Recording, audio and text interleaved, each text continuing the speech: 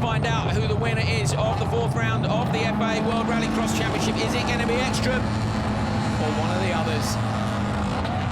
Oh, it's a great start on the front row from Solberg. Solberg, look, has got the whole shot firmly. Hansen moves across to shut the door behind him. Kristoffersson slots in.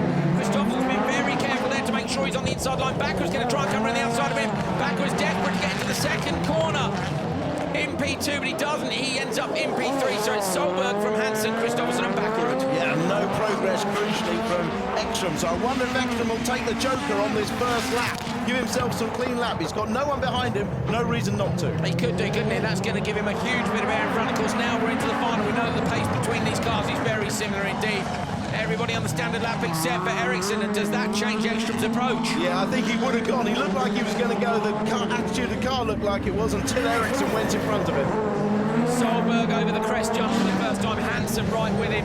The Hansens will be working like mad on the stopwatches now for the strategy. Kristoffersson in the background. Both Kristoffersson and Solberg would love to take the first win for the VW Polo GTI Supercar. Kristoffersson, of course, was 6th in the first round, then he's had a 3rd and a 2nd, so he's been on 2 steps of the podium already, but at the minute it's looking like it might be his teammate Solberg who can take the top step. Bakkerud wins the Supercharger Award, that's for the fastest reaction times, and straight into the joker lap goes Johan Kristoffersson. Mattias Ekström sticks to the standard lap, super sideways, and it's Solberg and Hansen. Hansen up the inside, Solberg pushes into him, Timmy's going to try and make the pass, Solberg's out on the tyre barrier, Solberg's on top, Bakkerud into the side of Solberg, and there's nothing he could have done to avoid that this time.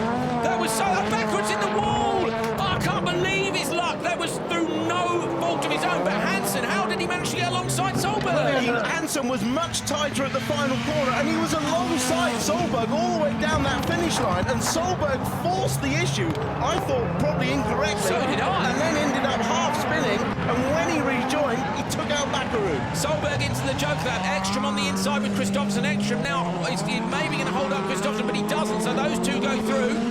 So Kristoffersson has jokered, and he's currently putting himself in the best possible position to try and take the win.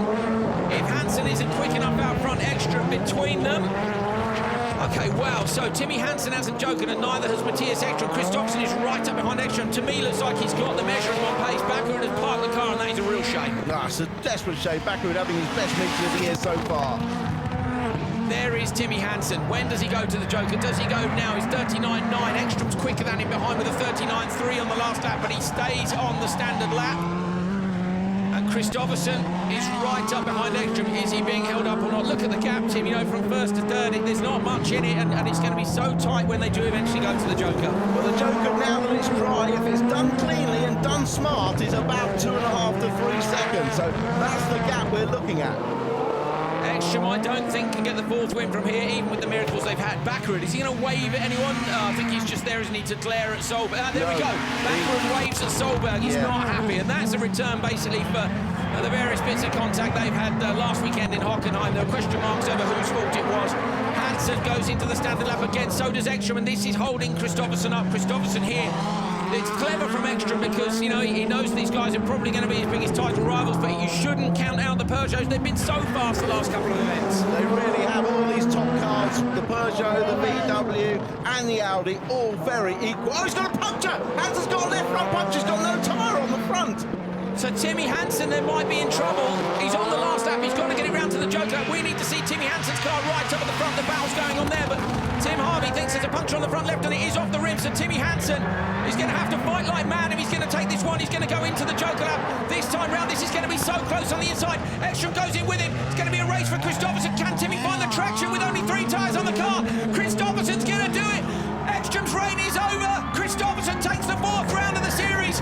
Solberg, where's Solberg? Does he get Hansen? He just does! Solberg's got Hansen too. 11 thousandths in that.